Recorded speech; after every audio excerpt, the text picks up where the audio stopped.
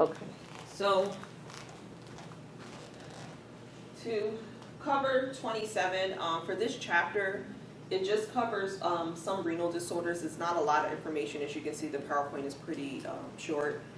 It just goes over just some common signs and symptoms people can have with renal issues. We're going to go over some congenital disorders, some infections, and then we'll definitely cover kidney stones. And I'll give you some more information when we cover kidney stones. So just to get started, the first thing we have here is describing pain. So when patients do have kidney disorders, they do have a particular or distinct type of pain that they have. Keep in mind that the pain will always be felt in the back region, because if you remember from anatomy, kidneys are actually retroperitoneal, so we wouldn't have kidney pain necessarily in the abdominal cavity or towards the front, unless a person has a traveling, or I should say like a traveling kidney stone, and that's different. But the pain will always be pretty much felt in the back, okay, because of the location. So renal pain is generally felt at what is called the costovertebral angle. Costo meaning ribs, vertebral meaning vertebrae. And so basically the area here, okay, costovertebral angle. And so that's basically the area. So the pain can be transmitted to the spinal cord between T10 and L1. And so that's pretty distinct area. Oh.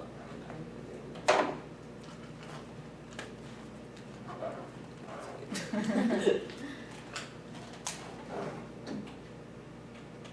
not used to this room. Okay. Okay, so T10 to L1, and basically that is the area where you will find, first of all, the location of the kidneys, as you know from anatomy. It's around that region, and then also the spinal cord and spinal nerves that innervate that area actually will also be a part of this, how the pain is distributed.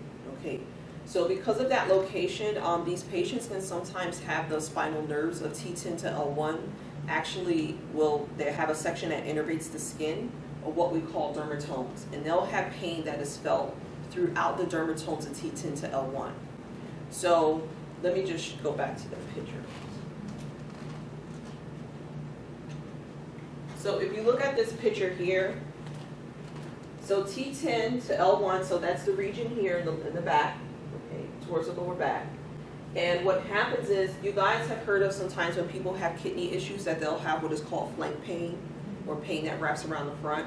So that pain, yes, it does wrap around the front, and it has this exact presentation. And the reason why is because the dermatome levels actually follow that presentation, okay? And so that is important to know, that the dermatomes are T10 to L1, and that's where they'll have that presentation of pain, okay, in that region. And also, just to tie this in, keep in mind too, what also makes sense, we know from anatomy that the kidneys are retroperitoneal, but the ureters actually tilt, or I should say follow towards the anterior, and the urinary bladder is here. Okay, so if a person has, let's say, a kidney infection that's spreading throughout the urinary tract or what have you, or even kidney stones, they can definitely have that pain, okay, in that region. So it all ties together. Okay. So another thing that's important is how they describe pain. So how a patient describes pain is very important to know. So let's say, for example, if someone says they have like numbness and tingling, we would imagine that's more of an issue from neurological type of function or dysfunction. Let's say if someone has like tightness or stiffness, we would imagine maybe more musculoskeletal type of issues. So when we talk about a person having like a deep, dull, achy kind of pain that's constant, this would be more associated to an organ. So usually when there's like a dull, kind of achy pain, not quite sure how to distinguish it or pinpoint it, that's going to be more localized to a particular organ. And in this case, when patients do have renal issues, they say that it is due to distension and inflammation of the renal capsule, which is the covering of the kidney. This can have a dull, constant sort of achy pain.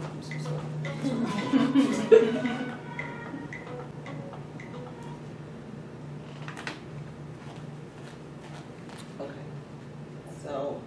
that.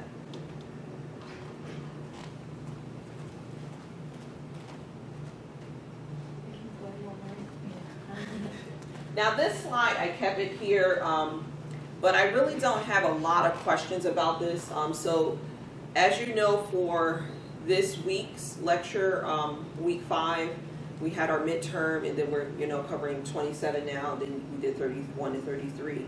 I didn't add in any additional labs for this week, but you're only responsible for pictures from 33, okay? Which I do include in that video, so I don't know if she stressed that. And it was the 3 Mrs. stages, Felton, right?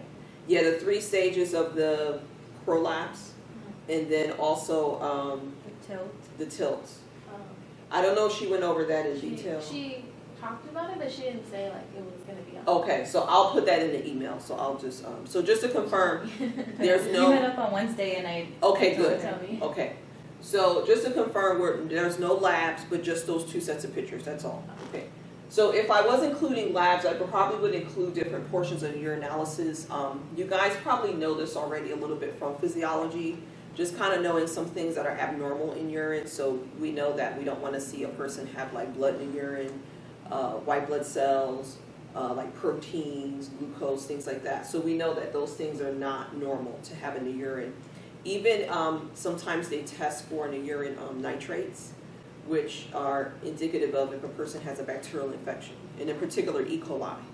So those types of things we know are normal, or abnormal, excuse me. Okay, so we looked at that already.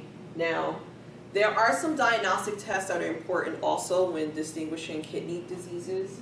One is called a KUB. KUB stands for kidney, ureter, bladder. KUB stands for kidney, ureter, bladder. And basically it's an imaging that's done where you can visualize the kidneys, the ureters, and the bladder. Okay, so everything all at once. This is a really good imaging to see any type of abnormality, such as, let's say if a person was born with 1 kidney, or maybe there's a smaller kidney, or even let's say a person that has a renal calculi, or what we call kidney stones. So this is the best way, they say, to actually visualize a kidney stone, especially if it's passing. Okay, so if it's in the ureters, you can see it. Now another one we have is a renogram/renal scan. And this actually just scans the renal vasculature. Okay, so with the renal vasculature, what we're looking at here is how blood flows in and out of the kidneys. Okay, so how is the blood flowing in and out of the kidneys, and if it's not flowing properly, what is obstructing it? What is the issue? Why is this so important? This is so important because we know that 1/3 of blood gets filtered through the kidneys. So the kidneys filter blood. The kidneys are very important for helping maintain blood pressure and blood flow. So if a person has an issue with blood flow getting to the kidneys, this can definitely pose a major issue overall with circulation. Okay, can you do me a favor and just make sure I'm in view, because I feel like the camera's like all Yes. the way that way. You are. I'm okay? Mm-hmm. Okay, Good. because I feel like the camera's tilted. Yeah, there's still room on each side. Okay, good. Okay, so the next one we have is ultrasound. So for an ultrasound, ultrasounds are usually good for detecting any type of abnormality to the tissue, or I should say to the organ itself. So if there's, say, like a tumor or some type of polyp or cyst formation, you can see those things with ultrasound. Ultrasound, you'll be able to see the abnormalities. And then CT or MRI is very, very detailed. Sometimes when people get their CT and MRI results back, they think they're dying because it shows up like everything. So every little spot, every little pathogenesis that may occur in the body, you can see that, which is actually a good thing because it can show you not only just like little polyps and cysts and things like that, but it can also show you the vasculature and any type of soft tissue. So it shows the nerve, soft tissue, muscle, blood, everything, which is good because we know that sometimes when an x-ray is done, it's really good just for the bone, but a CT or MRI is really good for showing everything, okay, and so that's really good. Sometimes they use that a little more in, as you guys may know, in emergency situations, where they're not sure what's happening with a person's internal organs, and they'll just do a CT scan just to do a quick scan and see everything at one time. Because the ultrasound and renograms and scans, those types of things are just more, pinpointing to that area. Okay, so the first congenital abnormality we have is renal agenesis, and hypoplasia. So as I say, this is relatively rare, but is associated with other congenital abnormalities. And so what happens here, just to let you know, I'm recording 27 right now because I didn't finish it for the Monday's class or the Thursday's class. So sometimes individuals can be born with a missing kidney or without both kidneys. And so if a person has bilateral renal agenesis, that's not compatible, as they say, with life. So meaning that that person cannot survive.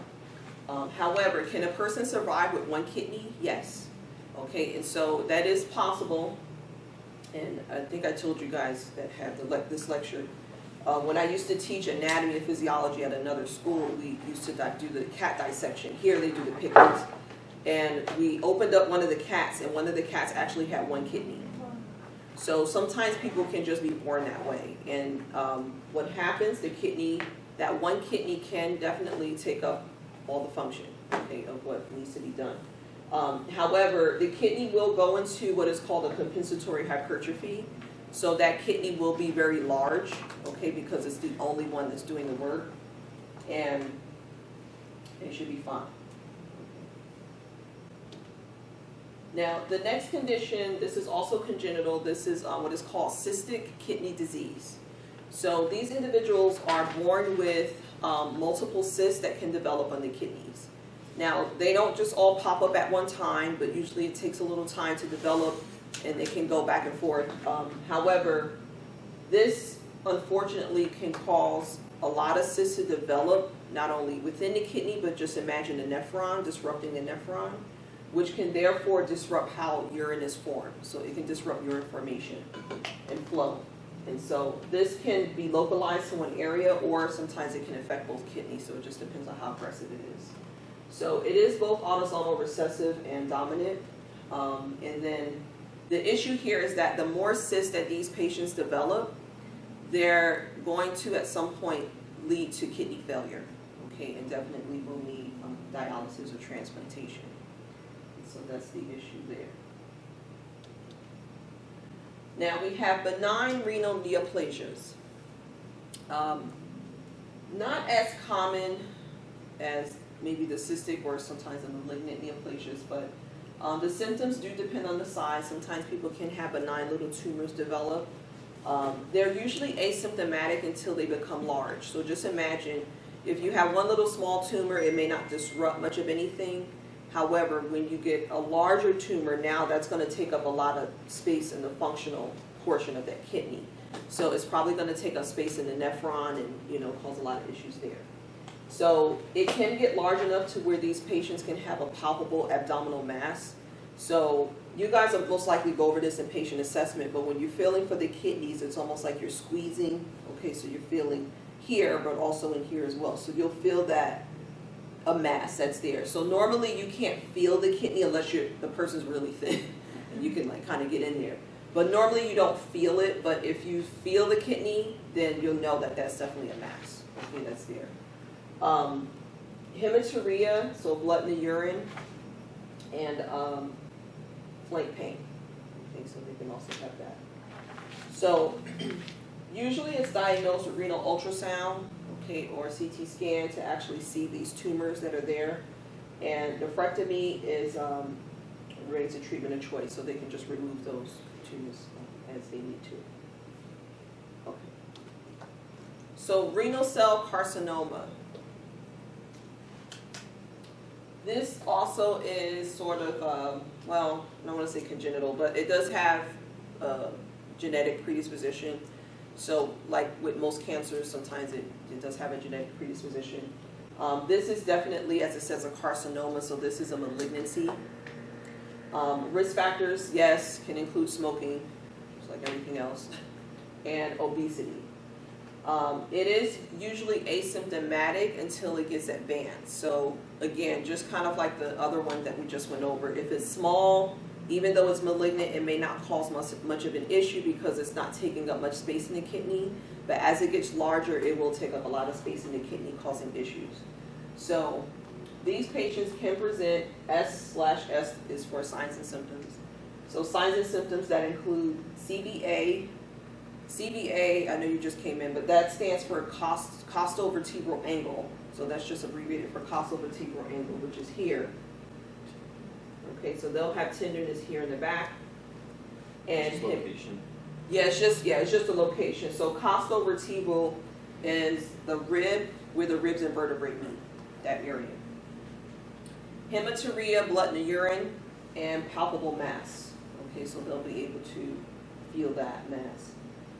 Again, with this one, nephrectomy is the treatment of choice because they'll just remove those tumors.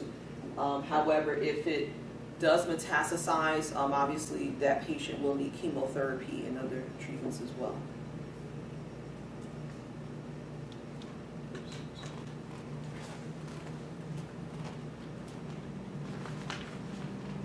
So this picture is actually really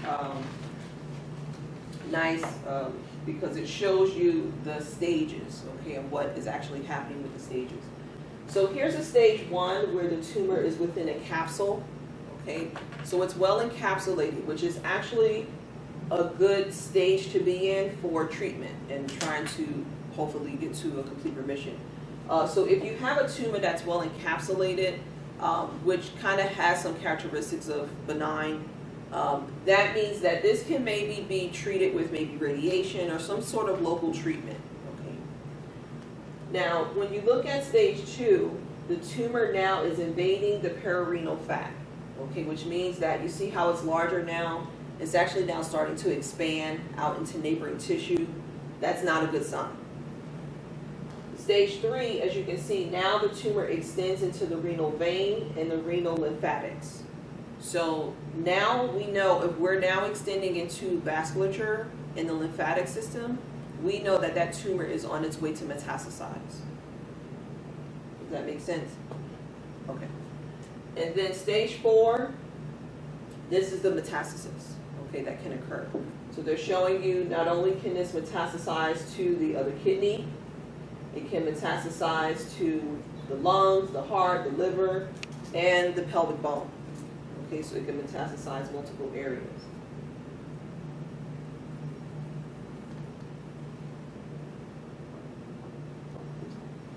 Okay, so that's renal carcinoma. And remember, we talked about renal carcinoma because I want to say that's also one of the cancers that is linked to smoking. Okay, so remember, tobacco use is not only just lung cancer, we know that it is also linked to a number of cancers, and renal carcinoma can also be from that. Okay, now nephroblastoma, also known as Wilms tumor, this is a common kidney cancer in children, so that's kind of the hallmark here for this one. This one kind of stands out because you will only see this in children. It is identified by a palpable mass, just like most of the cancers. They may also have pain, hypertension, and or hematuria. When this is found, they can definitely remove the tumor, radiation therapy, maybe chemo, depending on the extent of it. And they say it has an excellent cure rate. And I don't have my notes, but if I'm not mistaken, this is actually a benign tumor. I believe this is a benign tumor, so they should be okay. All right, now, I need to write something.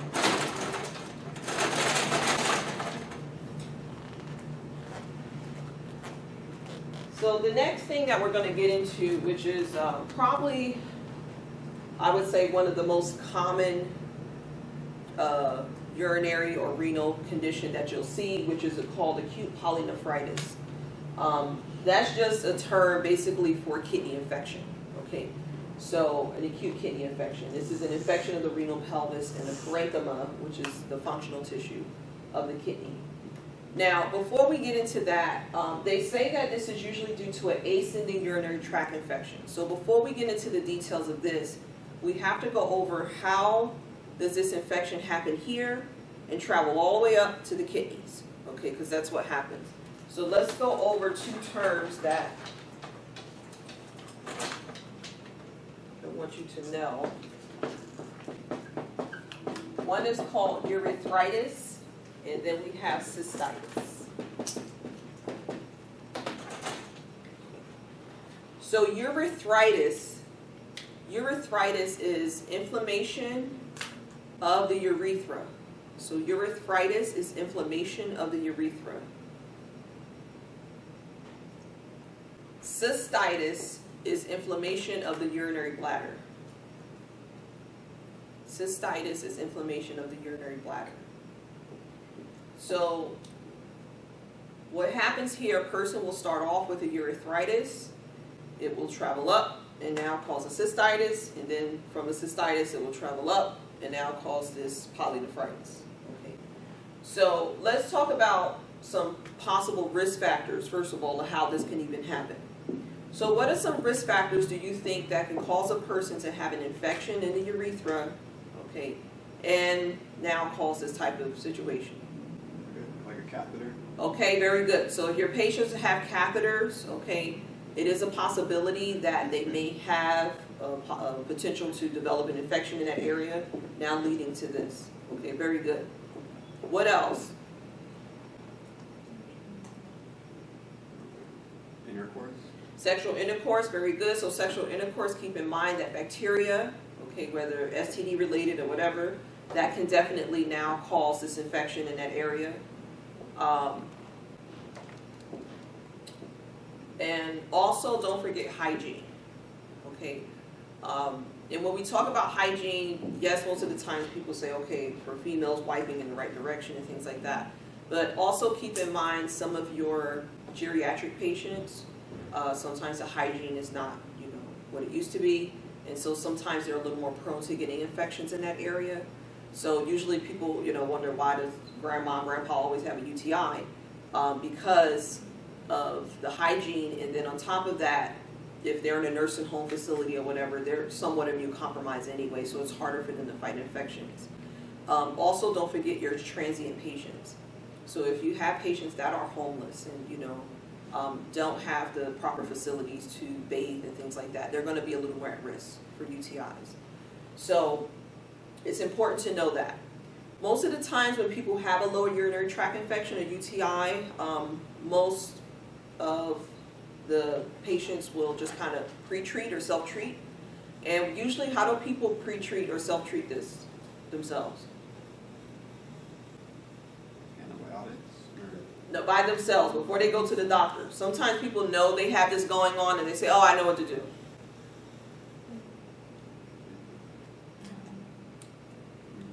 My family, Cranberry cranberry juice. juice. Very good. Cranberry juice. And the problem is people go to the grocery store and get ocean spray. And that's about the worst thing you can do for a UTI. Because ocean spray is full of sugar. Okay? If you ever drink pure cranberry juice, it's very bitter. It's not sweet at all. It does help with some of those properties. I'm not a big fan of antibiotics. However, if a person has a UTI, they need an antibiotic. Because that's something you don't want to play around with. Keep in mind those structures are very thin. Okay, very small, and if any type of extreme infection happens, there can cause a lot of scarring and a lot of, just chronic issues, and so that's something you don't want to play around with. So it is important for people to take care of a UTI and not go out and drink ocean spray, okay, let me increase my water intake and just try all these different things, on their own, because you do need an antibiotic to get rid of that bacteria. It is very important because it will travel for sure. So once a person has a urethritis, it can go up to a cystitis, and same cause pretty much, okay, for cystitis. And I remember when I used to work in a GYN office, they used to call it, they made a joke about honeymoon cystitis. So when women would get married and they go on their honeymoon, they would come back with a UTI because they're having sex the whole time. So that is a possibility, okay? So just keep in mind it'll follow from your urethra, the bladder, and then now it goes up the ureters into the kidney. Now, once a person has a urinary tract infection and now they have back pain with it, now that person has a kidney infection. And that has to be taken care of seriously. Okay, so this is due to, again, an ascending urinary tract infection, and I'll explain to you already how that happens. CVA tenderness, so again, tenderness in the back. They will have fever, chills. NV stands for nausea and vomiting. And anorexia, so they're not going to want to eat.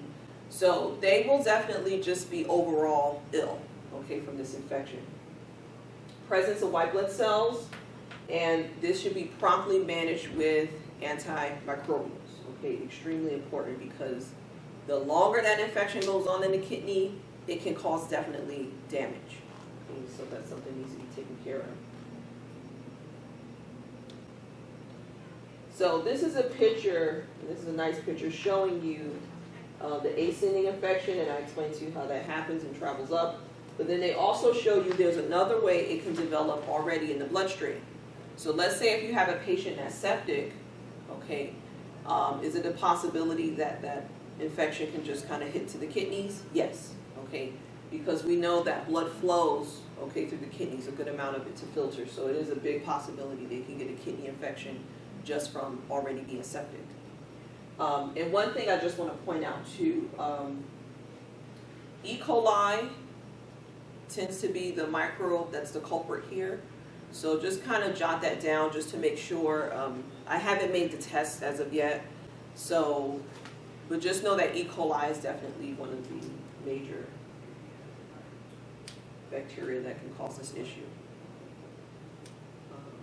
There are some others, but E. coli is definitely the major. Okay, so chronic polynephritis. Okay, so this is now the bad stage of the acute polynephritis. So can an acute polynephritis turn into a chronic polynephritis? Yes, if that infection goes on too long. There are some other things that can be associated with this too. So they say it's usually associated with what is called vesicoureteral reflux. Okay, so what does that mean? That means the urethra, we know, actually helps convey urine out of the body, but the way it happens is much like peristalsis in the digestive system, so it just kind of pulls down. The problem here is that sometimes that function can go wrong or get off, so where it refluxes back. So can urine reflux back? Yes. And if urine refluxes back, that can cause an infection, okay, and travel up. And then also obstruction process leading to persistent urine stasis. And a very good example is BPH. We talked about that. I think I lectured, well, for those of you who had me, I lectured on that, BPH, benign prostatic hyperplasia. So when men have prostate issues or prostate enlargement, it squeezes on the urethra, causing the urine to be stagnant. And so that can cause this infection too. So the main issue here is urine not moving out of the body. Okay. So ongoing inflammation causes fibrosis and scarring and loss of functional tissue. So when you see any condition that leads to fibrosis and scarring, please always understand that that's permanent damage, okay? That's damage that cannot be reversed. And so this is a reason why we don't want it to lead to this situation, because it can definitely cause major issues. Treatment is correcting the underlying condition, or I should say the underlying cause, so definitely give them antibiotics because it's some sort of infection, and then whatever else they have to do to help with the kidneys. Okay. Now, the last one that we're going to cover is renal calculi. So renal calculi, also known as nephrolithiasis. Okay, so when you see nephro, just think of nephron. Okay, so this is now some sort of situation happening in the nephron or a stone that's developing. So this is obstruction process that results in urine stasis, okay, that will predispose to infection and structural damage. One of the major causes of this is kidney stones. So when you hear renal calculi, most of the times people just say kidney stones. However, technically renal calculi is just a category, and then there's things under it. So renal stones is one, tumors, prostatic hypertrophy, which we talked about, and then strictures of the ureter or the urethra. So when there's like scarring and extra tissue that's blocking the urethra and the ureters. So, but the renal stones are the most common ones. as he said. Okay, now before we get into renal stones, I want to go over two things that's not in the PowerPoint. Risk factors, and then I'll just put the pathogenesis at the end. And the pathogenesis isn't long and drawn out. It's just basically one word that explains it all. Okay, so you guys may have heard of kidney stones before. Okay, so what do you know are some possible risk factors that can lead a person into developing kidney stones? The diet? Okay, yes. So what is it in the diet that's not good? Alcohol. Possibly alcohol can do it. Okay, especially if we're talking about a person that drinks excessively. Or soda or something. Soda is not good at all. Okay, soda is probably something that we should not drink. Maybe once in a blue moon. Okay, and I'll tell you the reason why. Soda, and I'm going to add to that energy drinks. No, not to bust your bubble, because I know a lot of students drink that. And sometimes when people over drink the sports drinks, okay, so the energy and sports drinks, so like Gatorade and Powerade, and those things are okay to drink if you need it, but just to drink it every day, all day, that's not a good thing for you. Another thing I'm going to add here, overall, the issue is dehydration.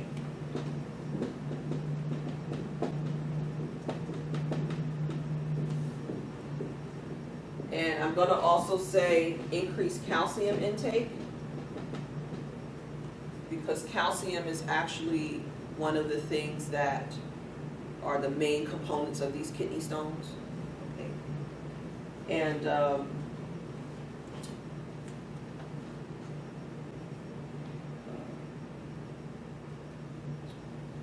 supplements. And supplements in excess. So you know how you have someone that body builds, okay, and they want to, bulk up, and whether they're competing or whatever, what'll happen is they'll take their regular supplements, they'll take, amino acids and all different types of protein and things to kind of, make the muscle bigger. The problem is all of those things that they ingest has to get filtered through the kidney. And sometimes it's a little too much, and it overworks the kidney. And sadly, I have heard of cases of guys really young developing, chronic kidney failure, okay, because of just too many supplements. And I don't care how much water you drink, it's not going to really flush it all out. And so it becomes a problem. And medications, okay, surprisingly medication.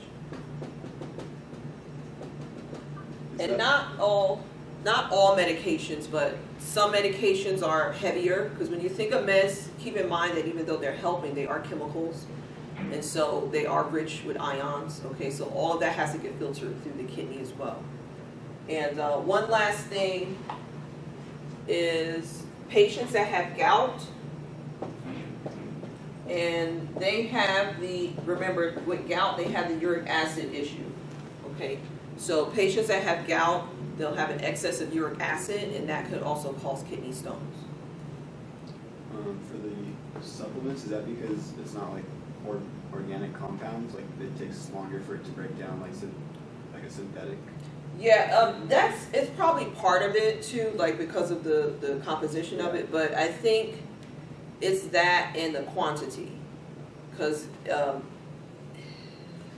yeah, it is the synthetic. Because if you have like protein that's natural from food, Right. you're not going to have that issue. Like that. But it's because of that it is the compound. Yes. Okay. And my friend was hospitalized because she had an affected gallbladder, and it led to kidney failure, Okay. and then she had to get surgery. How did that happen? Well, she she had a bowel blockage. Yes, and then she had then it burst when she was out and about, and then. And what was her diet? She was drinking that day. She was okay. But I mean, I'm not really. Well, sometimes that can happen depending on your diet, if you eat a lot of fatty foods and things like that, and it can just be too much in excess to where the gallbladder can't store enough, or it's too, and then it could cause that kind of blockage. That can happen from diet. That's why I was wondering what her diet was. But crazy thing too, one of my friends that I went to chiropractic college with, he actually had kidney stones develop, and he's vegan. So the issue was sometimes with vegan diets, there's a lot of protein intake. And so what'll happen is you're eating so much protein to the point that the body will actually, I don't want to say, when it breaks down those amino acids, and sometimes there's other acids along with it, it can almost mimic like a gout. And so they'll start to develop those types of stones. And so I remember he was telling his story on Facebook, and he was like, after all these years of being vegan, I actually have to go back to eating vegan. So it was crazy because the doctor was telling him, like, you can't keep continuing like this because you're going to damage your kidney. So that was crazy when I saw that. I was like, wow. So you do have to be careful, everything in moderation, I guess. So those are the risk factors. So overall, this is the issue.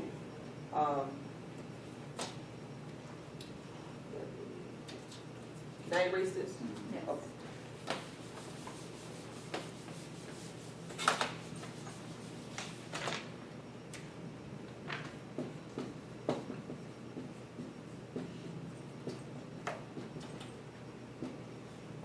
So overall, the issue is a term called supersaturation.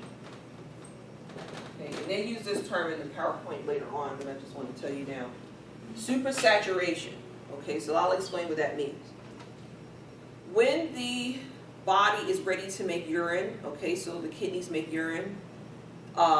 Urine, we know, should be a large percentage of it should be water, and then a small percentage should be other constituents, whether that's whatever type of ions or dye or whatever has to leave the body, okay? The problem here is that when patients have a high soda intake, and usually when people drink a lot of soda, they don't drink enough water, okay? So if you know a chronic soda drinker, they don't drink a lot of water. It's just one soda can after another, okay? The problem here is that when those individuals have those risk factors that we went over, soda intake all the time, energy drinks and things like that, not enough water, they don't have enough water to make urine. And so basically, when urine is trying to form, it will now have more ions than fluid. So now those ions turn into crystals, and that's how stones form.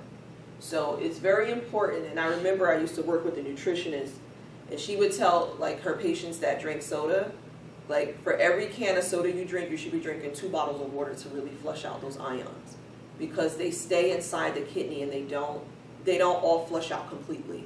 And so they can, especially over time, if you drink it all the time, they can definitely form stones. So this is what we call supersaturation.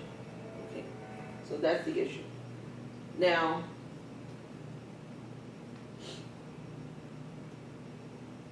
and then it's so crazy, I remember another person in chiropractic college with, his doctor told him he was drinking too much water. So he was drinking so much water that he was depleted of, what was he depleted of?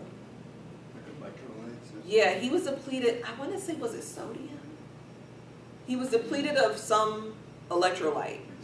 And he would drink water all the time. I think that was the only thing he was drinking. He was just kind of filled up on water.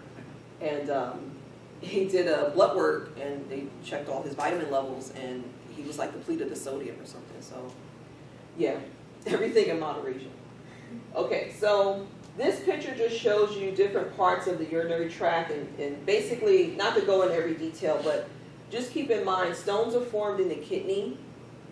Sometimes they can just stay stationary and just stay there, or they can travel, okay, and move down, all the way out, okay. Now, sometimes when they travel, they can get lodged. So when you look at the renal pelvis area, depending on how big the stone is, it can get lodged there. Sometimes they can get stuck here, or around here, going into the bladder or in the urethra. Now, we would imagine if a person has a stone that's passing, keep in mind that the ureters undergo peristalsis, just like the stomach, or I should say the intestines, and actually pulls the urine down. So imagine if someone has a kidney stone that's passing and peristalsis is trying to pull it down. That's going to be very painful. It can even strip the lining of the ureter and cause it to have some bleeding and things like that. So it can be very dangerous. Okay. Now, this slide has a lot of words, and I don't even know if I should go over each and every word here. Because basically the big picture is that the longer a person has obstruction and the longer these kidney stones develop, it basically can cause chronic kidney disease. Okay, so that's basically the big picture. But they go into a lot of words as to saying that the kidney gets larger and there's no more glomerular filtration rate and just, going into all of that. So I'm not going to test you in so much detail with this. You can just kind of read that at home. And I already went over the supersaturation. Okay, so we know that that's the main pathogenesis issue. Along with having low urine volume and abnormal pH. The pH will definitely be off because if these patients have more ions, it's definitely going to go up the pH levels of urine. Okay. This I definitely will test you on. Most stones are composed of calcium crystals. Please make sure you know that. Most of them are calcium crystals. But others can be uric acid, like from patients that have gout. We can have struvite and cysteine from other types of, from other like medications and stones with certain medications as well. So again, some stones can be stationary, and usually when they're stationary, they don't have much of any signs or symptoms. But when they start to migrate and move, very, very painful. Okay, and they can radiate. NV is nausea, vomiting, and these patients also will have diaphoresis, excessive sweating. Okay, very common with this. Now, when they say when a male passes a kidney stone, it's more painful than when a female passes a kidney stone. Do you guys know why? Very good, because the male's ureter, or actually the urethra, the urethra is longer. So it takes a longer time to go through, so it's more painful when a male has this.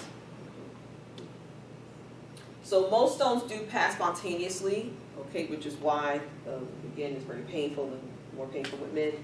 But other interventions can be used if they need to, so they can go in and actually remove them.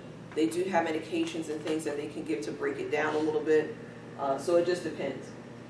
The main issue here is that once a person has kidney stones, the body has the ability to reoccur and make them again.